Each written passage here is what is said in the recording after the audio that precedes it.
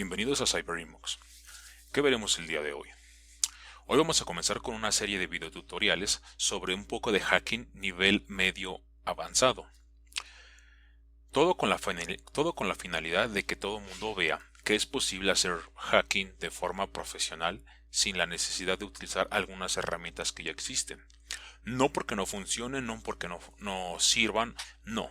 Simplemente porque, debido a mi experiencia que yo tengo, muchas veces cuando nos contratan para hacer pruebas de pentesting, ya sea con un enfoque de caja blanca o de caja negra, muchas veces requerimos crear nuestros propios scripts o herramientas que se adapten a la prueba de pentesting que vamos a desarrollar para quien nos ha contratado, para la organización o para la empresa.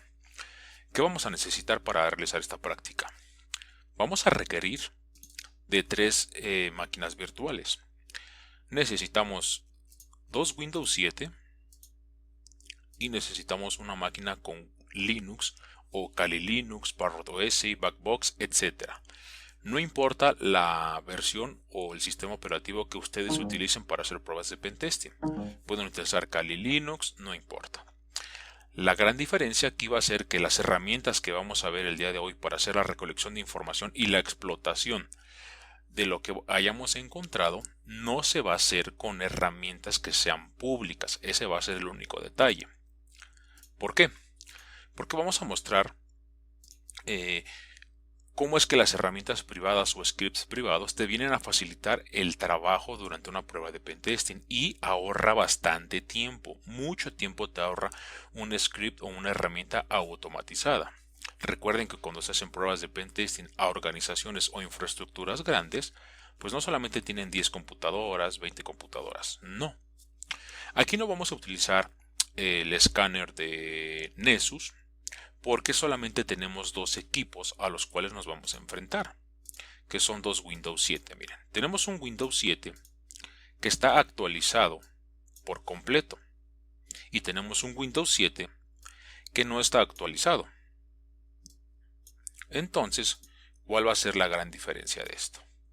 Vamos a ver que cuando realizamos un escaneo al Windows 7 que no está actualizado, vamos a poder encontrar algunas vulnerabilidades, y al que está totalmente actualizado vamos a encontrar que ya tiene instalados ciertos parches que protegen a ciertas vulnerabilidades que podrían tenerlas si es que no tiene los parches instalados adecuadamente. Bien, voy a posicionar por aquí las máquinas virtuales y vamos a entrar a nuestra máquina de Linux. Bien, yo estoy utilizando un Debian normal, un sistema operativo Debian. No es una distribución orientada al pentesting o al hacking ético como le suelen decir, no. Lo que estoy utilizando es un simple Debian. ¿Qué voy a hacer aquí? Lo primero que voy a hacer va a ser abrir una terminal y voy a dividirla en dos partes. Del lado izquierdo voy a realizar un escaneo a mi red. Esto lo voy a hacer con la herramienta de ARP Scan. ¿Y qué voy a utilizar aquí? Voy a utilizar dos flags. Voy a utilizar el flag de interface para indicarle la tarjeta de red y voy a poner mi segmento de red. En este caso es el 10.0.2.0/24.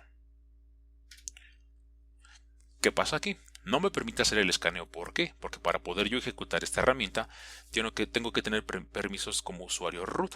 Para esto voy a agregar aquí sudo para que lo ejecute como usuario root. Entonces, perfecto. Ya tengo aquí el escaneo. Acabo de detectar tres computadoras en el mismo segmento de red. Uno tiene la dirección .3, .7 y .15, que son las direcciones IPs que yo tengo aquí. Miren. Ahora, ¿cuál es el primer paso que yo realizo antes de iniciar una prueba de pentesting? Vamos a simular que vamos a estar auditando ahorita dos equipos de computadoras que tienen instalado el sistema operativo Windows 7. Vale.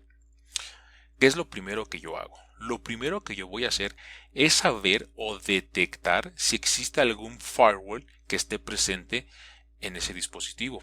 Si existe algún firewall, obviamente va a estar protegido ante escaneos o ante alguna otra técnica. Eso es muy importante para saber a qué nos estamos enfrentando. De esta forma, yo voy a evitar falsos positivos porque puedo escanear y me puedo encontrar que a lo mejor el puerto 80 me indica que está filtrado y que en realidad en lugar de estar filtrado está cerrado. Esto suele pasar. Muchas veces el firewall está activado y muchas veces yo obtengo el puerto 80 me indica que está filtrado, pero en realidad el puerto 80 puede estar cerrado y no filtrado, porque muchas veces se desactiva el firewall y corroboramos una vez más el escaneo y resulta que el puerto 80 no estaba filtrado, que efectivamente estaba cerrado. Esta es la razón por que yo hago un escaneo primero para saber o detectar si existe un firewall detrás de los sistemas operativos. ¿Cómo voy a hacer esto? Bien, voy a utilizar una herramienta propia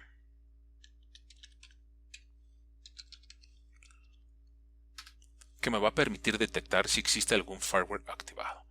¿Qué voy a hacer aquí yo? Voy a primero poner las direcciones IPs. Voy a poner la dirección 10.0.2.15 y veamos qué nos arroja.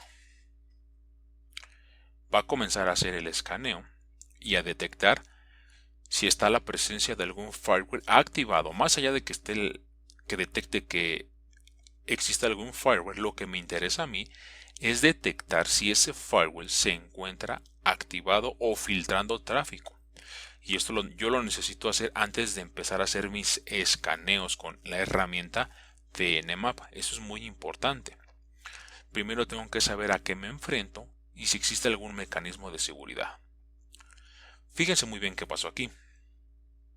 Vean, me dice firewall detectado en equipo 10.0.2.15 y aquí está escaneando los puertos más comunes, el 21, el 22, 80, 139, 443, 445, 3389 y el 8080.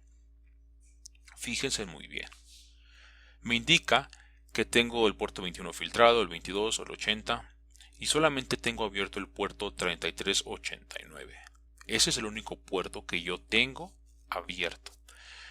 ¿Qué me dice mi herramienta? Me dice, introduce un puerto que está abierto para verificar el estado del firewall. Solamente tengo un puerto abierto que es el 3389. Perfecto, lo voy a introducir.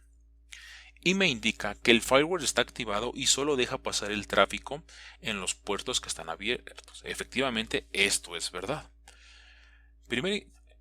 Ahora, con esto ya estoy detectando que el equipo con la dirección .15 tiene un firewall activado. Por lo tanto, muchos de los escaneos que yo haga con la herramienta de Nmap no van a funcionar. No es que la herramienta de Nmap no funcione, sí funciona, pero en el mundo real debemos entender que en el mundo real nos vamos a enfrentar a diferentes tipos de firewalls de IDS o de IPS y estamos hablando de diferentes marcas. Puede haber firewalls, no voy a mencionar las marcas, pero hay muchas marcas hoy en día que ya vienen dentro de sus tablas bloqueados los diferentes tipos de escaneos que existen con la herramienta de Nmap, ya sea envío de paquetes de sincronización, que no llega a ser la conexión por completa, etcétera, con fragmentación de paquetes. Hoy en día, muchos de los escaneos con la herramienta de Nmap ya son detectados por los equipos. Les comento esto porque muchas veces dentro de la plataforma de YouTube vemos muchos videotutoriales que hacen un escaneo y todos los puertos están abiertos. Y en la vida real, dentro de una prueba de pentesting, eso no sucede. Uno se enfrenta a diferentes mecanismos de seguridad, los cuales te hacen más difícil el trabajo de hacer la prueba de pentesting.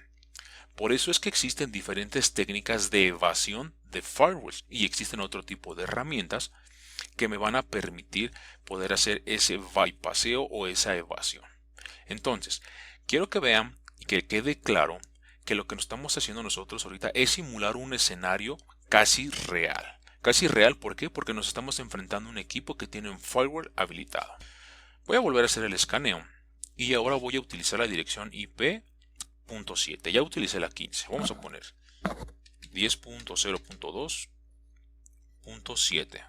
Veamos qué nos indica ahora con este equipo. Vean cuál es la diferencia. Firewall no detectado en equipo. Si yo pongo aquí la máquina,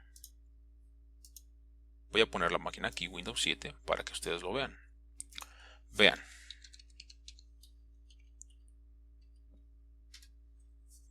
Efectivamente está desactivado el firewall en la dirección IP.7. ¿Qué pasa si yo traigo la otra máquina con el punto 15? Voy a corroborar que efectivamente el firewall está activado. Miren, voy a poner firewall, voy a comprobar el estado del firewall y vean ustedes, está activado el firewall, tanto el tráfico interno como externo. Vean, está activado. Por esa razón es que mi herramienta detectó que existe un firewall detrás de ese sistema operativo.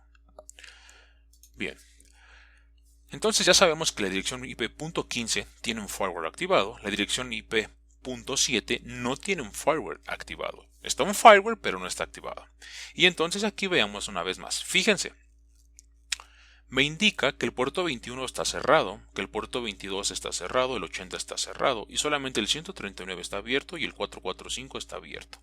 El puerto 3389 y el 8080 se encuentran cerrados. Bien, yo ya detecté que hay un firewall presente. Perfecto. Salgo de aquí y ahora voy a utilizar una herramienta que me permite explotar o saber si este Windows 7 es vulnerable ¿a qué? A la vulnerabilidad de Eternal Blue. ¿Cómo voy a hacer esto?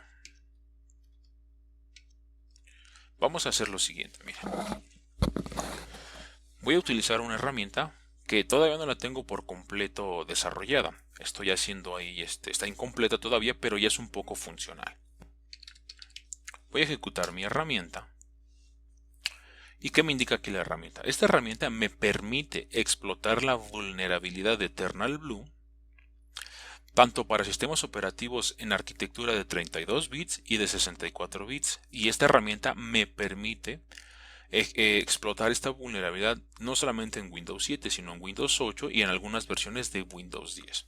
Ahora, yo podría utilizar la herramienta de Nmap con el flag de scripts y utilizar los scripts de SMB para saber si es vulnerable a Eternal Blue. Pero ¿qué les acabo yo de decir? Que nosotros no vamos a utilizar herramientas comerciales, por decirlo así. Bien, primero vamos a utilizar la primera opción que me dice detectar Eternal Blue. Voy a dar la primera opción ahí y me pide aquí que yo ponga la dirección IP del equipo. Por lo tanto es la 10.0.2.7. Si yo doy Enter, veamos qué resultados obtenemos. Me está indicando que ese target no está parcheado. Voy a volver a repetirlo. 1. Y vean qué dice ahí. The target is not patched. O sea, no está parchado. Quiere decir que sí es vulnerable. ¿Qué pasa si yo escaneo la dirección IP.15? Recuerden que tiene un firewall activado. Veamos qué pasa. Hay algo que en internet, dentro de los videotutoriales, no les mencionan a ustedes. Y lo que no les mencionan a ustedes es lo siguiente. Todo lo que estamos viendo aquí es un error. Y yo estoy utilizando el lenguaje de programación Python para esta herramienta, para detectar el Eternal Blue.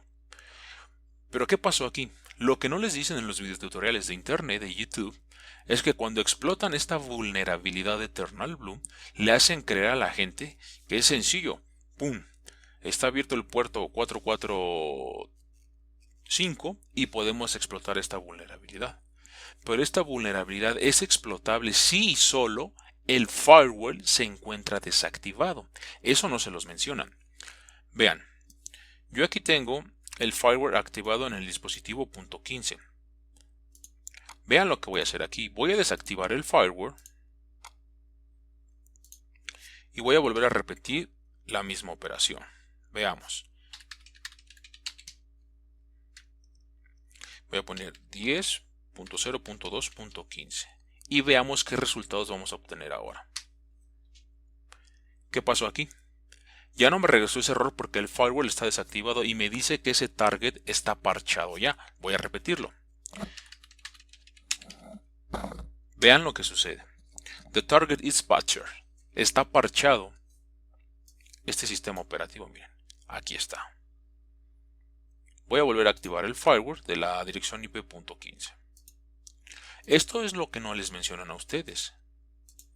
Que debe estar deshabilitado el firewall dentro del sistema operativo. O muchas veces puede estar activado, pero la regla que me permita hacer el escaneo a través del puerto 445 me debería de permitir ese tráfico de envío de paquetes y que lo reciba. En este momento puede sonar un poco confuso y complejo, pero conforme vayamos avanzando en los videotutoriales vamos a ir explicando esto paso a paso. Bien, dicho esto, ahora qué necesito hacer yo. Voy a hacer lo siguiente. Voy a explotar, fíjense muy bien, aquí voy a cancelar. Ya no voy a utilizar esta herramienta. Y lo que voy a hacer aquí ahora es lo siguiente. Voy a hacer más pequeño esto. Y voy a ejecutar mi herramienta como root para no tener ningún inconveniente. ¿Qué voy a hacer aquí? Voy a tratar de que se estén viendo tanto la máquina de Linux como la máquina que vamos a auditar, a la cual vamos a hacer la prueba de pentesting. Bien, vamos a hacer lo siguiente. Voy a poner el Windows 7 aquí para que vean que a pesar de que son máquinas virtuales, lo que estamos haciendo es real y no es simulación. Perfecto.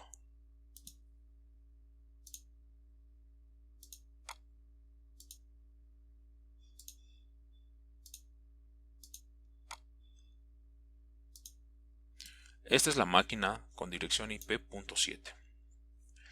Bien. Una vez más voy a verificar si es vulnerable al exploit de Eternal Blue.